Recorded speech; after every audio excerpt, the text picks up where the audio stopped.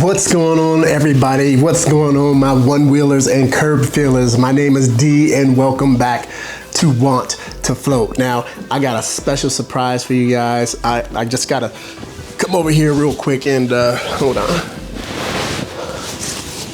What the? Oh, what's going on, man, everybody?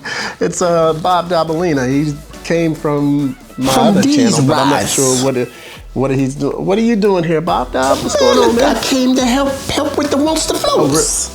What? I came to help. So today was supposed to be a special episode.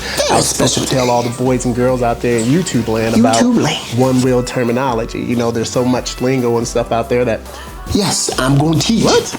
Teach about the one-wheel terminology. So you mean you are going to teach everybody out there about one-wheeling, or at least the lingo. I'm going to teach them. I've been doing this since 1963. One-wheeling hasn't even been out that long. Man, yeah, it has. You just didn't know about it. Bob, I got this. No, I got it. All right, so you got it. I said I got it. You want to do this? You sure? You want to embarrass yourself like this? I ain't going to embarrass myself. All right, everybody, you hear him. I'm trying to give him out. I'm trying to give him an out. You need to get out. Okay. All right, if you got this, so everybody, I guess I'll go check y'all later. And, get out. Okay, I'm going. All right, remember everybody deploy. Man, get on out of here with all that deployed stuff. So, everybody, what's going on? My name is Mr. Bob Dabalina, and I'm just so happy to be with you guys to teach you about this one-wheelings, not the one-wheelings and curb feelings that D is trying to tell you about. When we talk about the one-wheel, there's a certain terminology that you need to understand if you want to be a part of this elite group. I'm going to set up and we're going to talk about it. And thank you and welcome to Wants to Floats. That's Want to Float. What? There is no S. It's not floats. Oh, okay. Wants to Floats.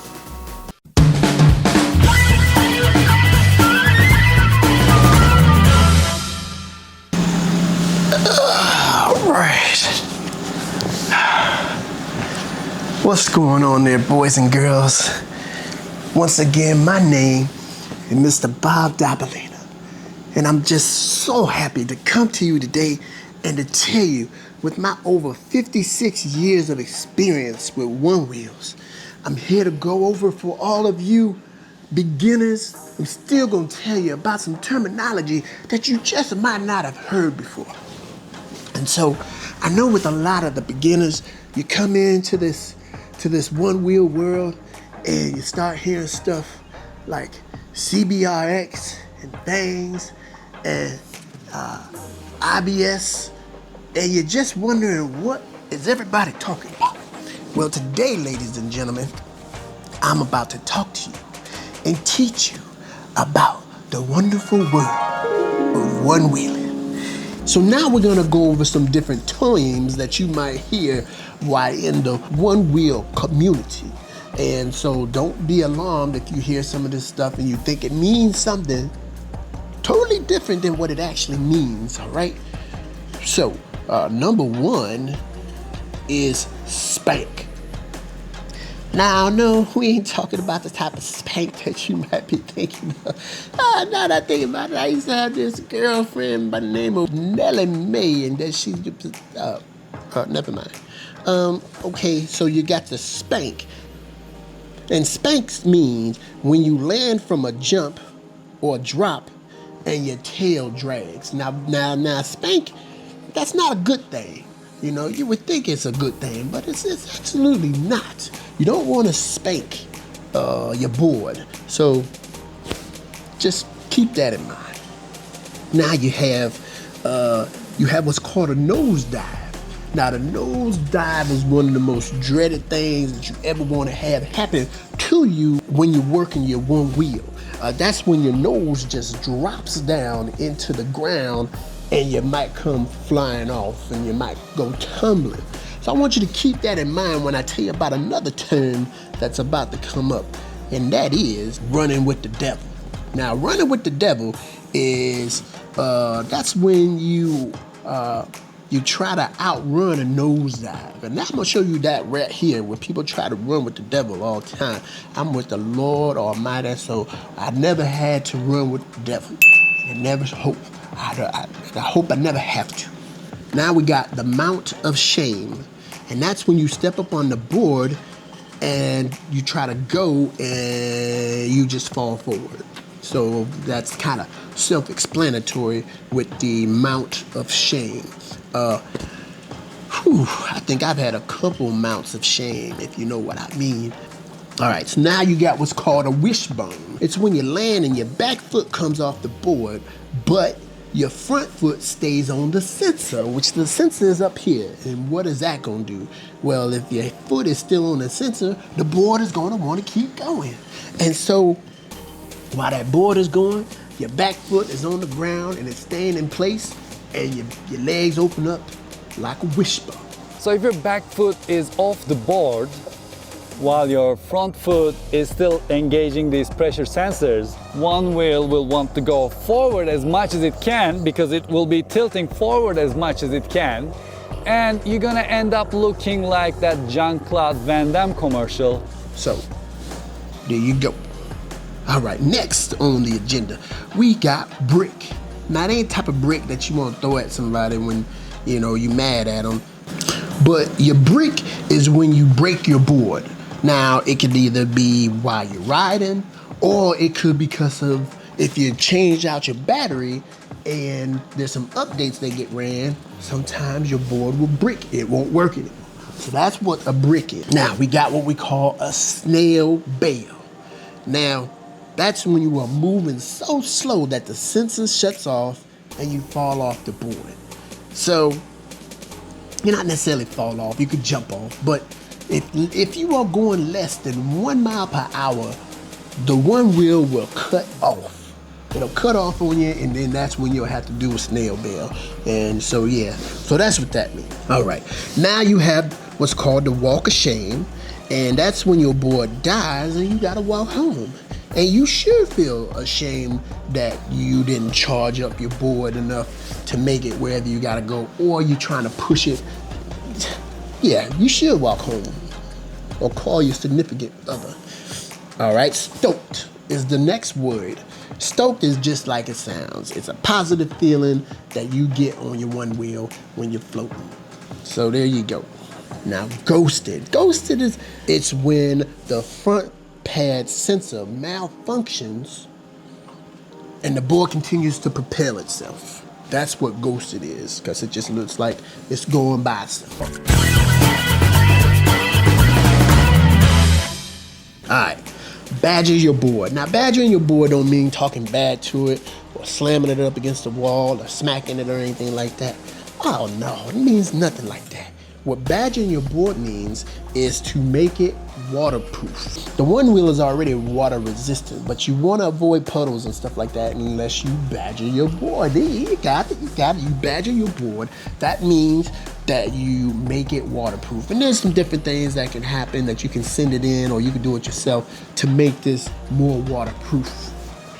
So now we're going to talk a little bit, just a little bit, because I still don't get these things nowadays. There's just a lot of stuff that I just don't get. But we're gonna talk about the batteries that come with, or that you can get for your one wheel. So you have the CBXR. Now, what the CBXR is the Shy battery system upgrade for your XR. Now, the battery upgrade, you gotta be careful because it is for hardware versions 4206, 4208, and 4209. Now, depending, 4210 works as well, but from what I've seen and read, you gotta do possibly a power cycle to get it to work. There's some things, but any of those other ones, it should work no problem. Okay, so along with that, with the CBXR, you have your pint, which the battery upgrade for the pint is called a quart. Boy, I tell you, y'all come up with this? Oh man, somebody was high when they came up with that one. But yeah, but you got a quart. That's a pint upgrade for your battery. Now you also have a conversion for this, and that's called either a growler hybrid conversion, or some people call it a McNugget. Now, McDonald's might have some issue with it being called a McNugget, but for all intents and purposes, that is an XR that is made into a smaller form factor. And what do I mean by that? Well, and I believe the good people at the Float Life is the one that you can either buy it or you can send it into them and they'll do it for you. There's good people at the Float Life. So what that entails is you will get fender deletes, you will get a smaller tire like for a pint, you will get shorter rails, and what this all is intended to do is it will make the board more nimble as a pint, but you'll have that extended range and you'll have a little bit more torque going on in there. So everybody that has had the growler done they loved it. And so whenever you hear somebody talking about a growler, now you know. I really want to thank you guys for just spending some time with me. And one moment, I gotta get something. Here I am, I'm back. So everybody, I want y'all to take a look at this. This is D's hoodies that he has on his site, a Teespring site, and this has his Want to Float logo on it. I may not like him very much sometimes, but these are some good quality sweaters. It looks really good and I love it, and I'm glad he gave it to me. So I'll put in the description below the site you can go to order you one of these and try to support this wonderful site, because that's the only way I'm gonna keep coming by, is if he kind of upgrades from this. So what will help him upgrade is you guys buying some Want to Float merch. All right, everybody. So once again, thank you guys so very much. I appreciate you having me. And I just came on over from D's ride to come check D out to see how his Want to Float channel is doing. And it's just doing okay. I think it went up a little bit since I'm on here. So, all right, everybody. So you guys take it easy. And if you want to float, I don't know, I don't have a catchphrase. Remember, everybody deployed, I guess. I'll steal D's. All right, everybody, y'all take it easy.